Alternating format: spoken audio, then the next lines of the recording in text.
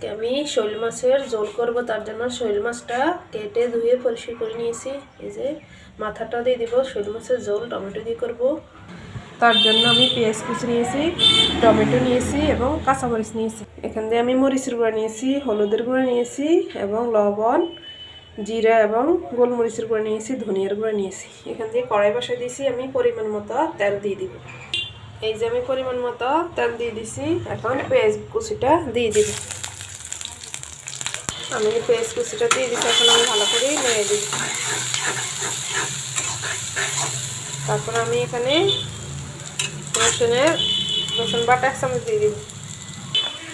এখান দিয়ে এখন আমি রসুন বাটা দিয়ে দিব 2 চামচ দিয়ে দিব।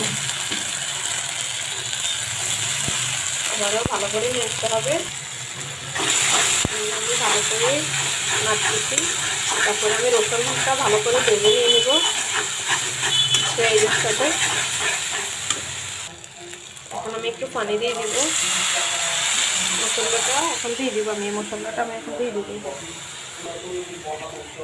যে মশলাটা এখন দিয়ে দিয়েছি।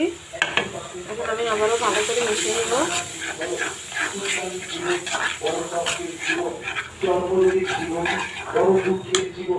এই যে আমার মশলাটা কষানো হইতেছে। এখন আমি মাছটা দিয়ে দেব। এই যে মাছটা ধুয়ে পরিষ্কার করে নিয়েছি। আমি লবণ দিয়ে ভালো করে ধুয়ে নিয়েছি। এখন আমি এগুলো দিয়ে দিব। আমি মাছের সাথে টমেটো কাঁচামরিচগুলো দিয়ে দিব।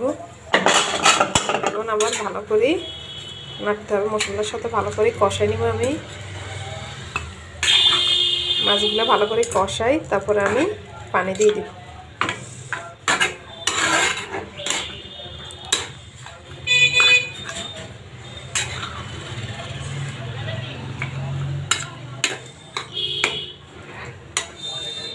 এখন আমি ভালো করে নেড়েছি। এখন আমি ঢাকনা দিয়ে দিব।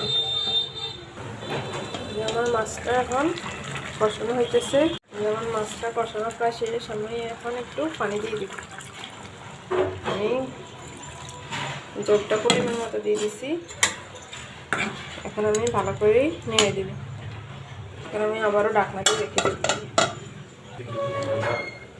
আমার মাছটা প্রায় হয়ে গেছে। আমার শৈল মাছের ঝোলটা প্রায় রান্না শেষ। এখন আমি ধনিয়া পাতা কুচি দিয়ে দিই।